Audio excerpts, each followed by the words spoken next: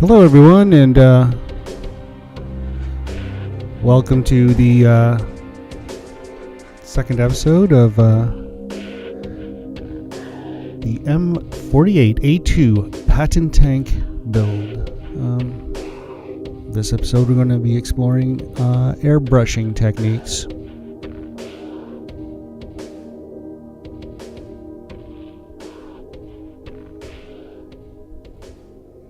And airbrushing is an integral part to more advanced techniques in model making, I would say.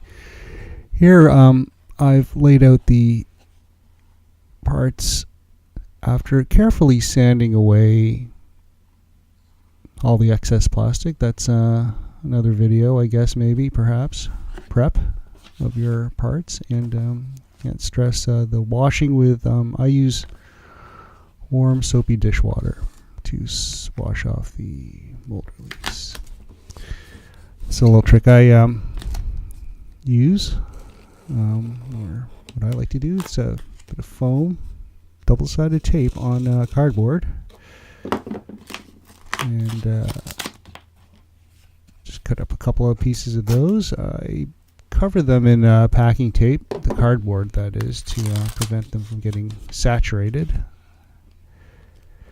And after getting all your parts down, I will place them with enough space between them to allow proper coverage with the airbrush.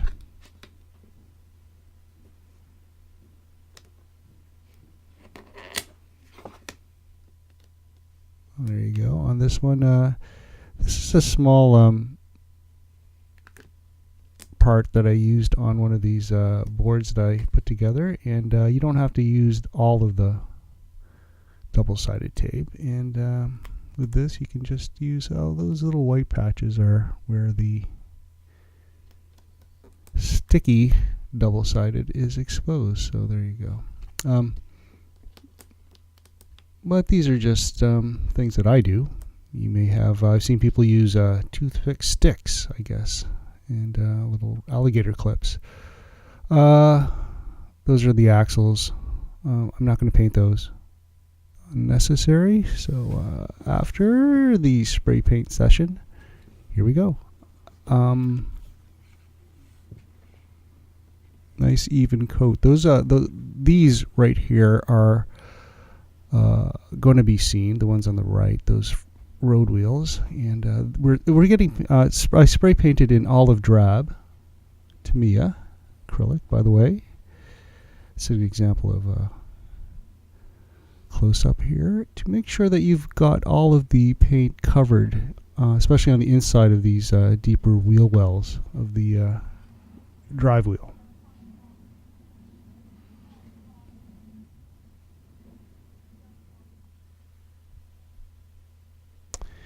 And now we'll take a look at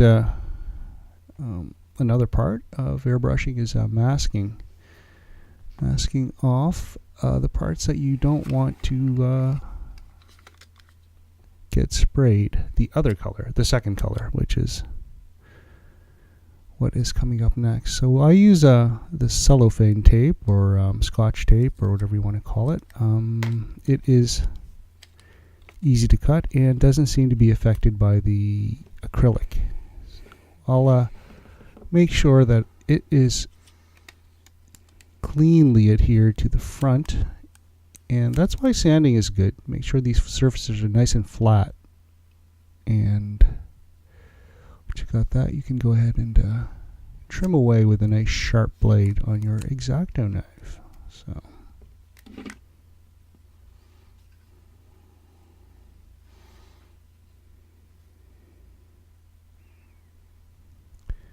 painstaking work.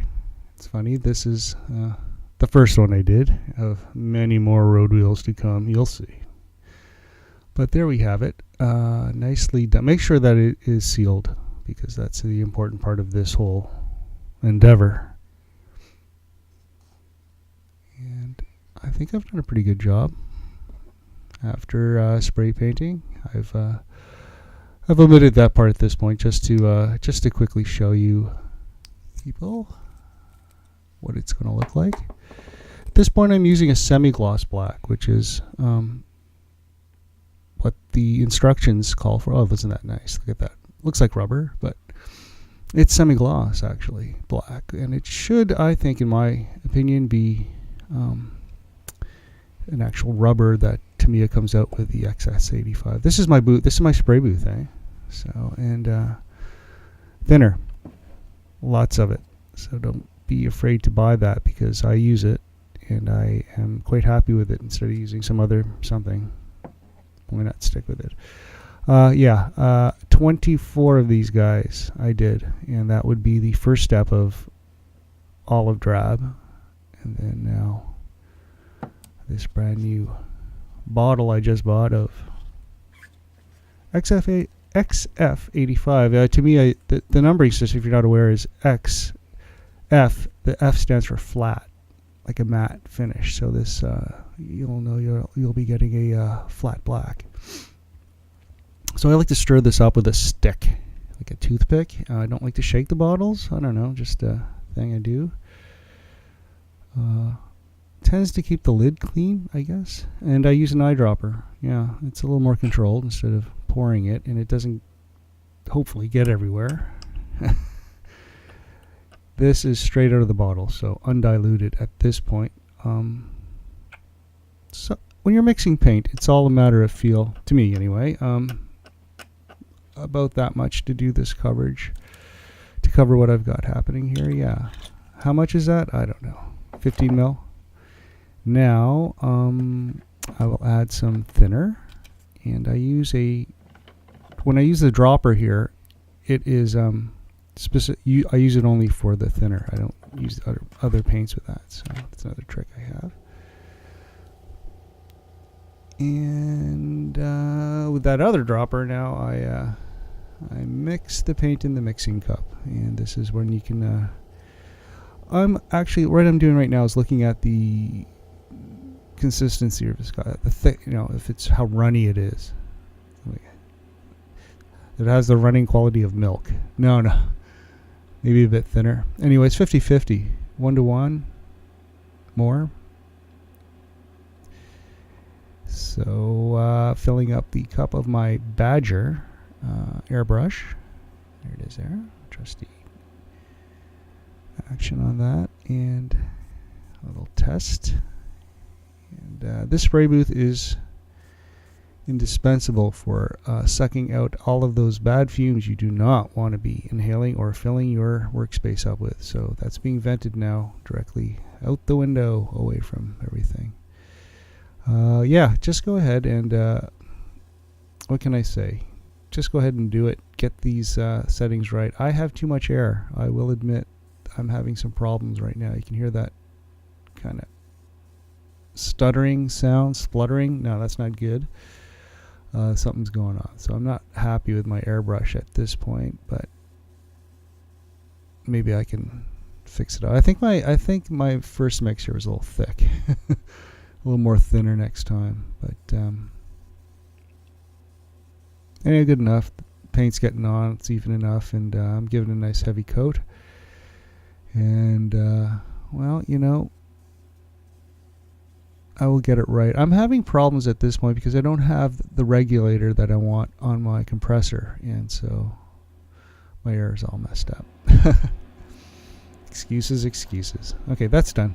And there is my XF85, and we'll just take the rest of that out now. And that would be it. So, very quickly, folks, that was my how I airbrush these models. So it's basically something that you can step up to do if you want. Oh, don't forget, clean your airbrush. That's lesson number 423. No, I run solvent, that thinner I mean, right through it. And another trick, yeah, just I cover over the end and there, just kind of backflow it into the reservoir and spray some more. That is mostly thinner at this point.